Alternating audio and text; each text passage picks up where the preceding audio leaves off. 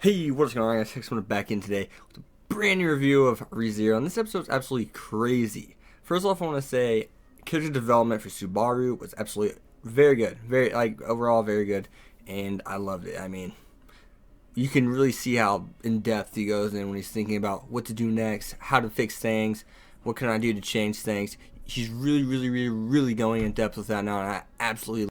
And we actually also learned what tan means now. I had a subscriber ask me, what does tan mean? Why does Subaru call Emily a tan? And it's basically it's a pet name. It's something so obvious that we should have just known that. We should have took it like, oh, okay.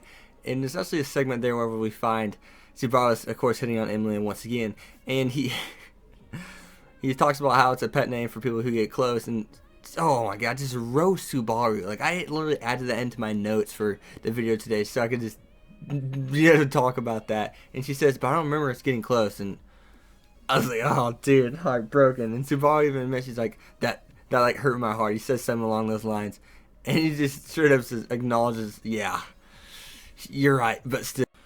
And it seems as if Beatrice, the librarian, it seems as if she does remember Subaru. It seems like, I'm pretty sure, yes, she does. Like, she doesn't straight up say it, and it's really weird how they're going about that, because it's kind of like they're, beating around the bush, and they're not giving us a direct answer. But after she said, it seems you've experienced this before, and she talks about, no, I didn't kill you, and all this. So it's obvious that she does remember Subaru. So I thought she was going to play a bigger role than this, but it seems like Subaru, for the most part in this episode, has found who the killer is on his own, and which we'll get into that in a second. But the story of the ogres, the red and blue ogre, I knew that correlated to the two maids, Rin and Reem, simply because red hair, blue hair, or pink hair. I mean, it's the same difference.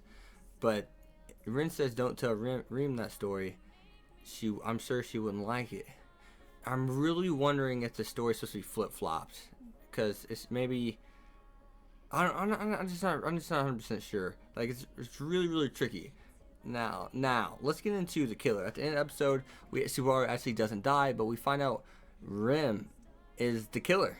Supposedly. I mean, this brings so many question marks. My first initial question mark is why? Why is she trying to kill Subaru? What's her purpose? I mean, because in the second day, she actually got like really close to Subaru. It seemed like they're freaking close as hell. Especially when they went shopping together and you saw Rim smiling from Subaru's cheesy jokes and everything. And even whenever he's leaving the mansion, where he's doing his plan on to sleep outside the mansion, watch the mansion, try to find out who the killer is, and he did a great job. You're able to see that in his character development once again, that he tells Reem to come. Don't tell Reem, but she's like, show your face, and she does. So now even if he dies, he has a clearly huge advantage of Reem this next time. But why?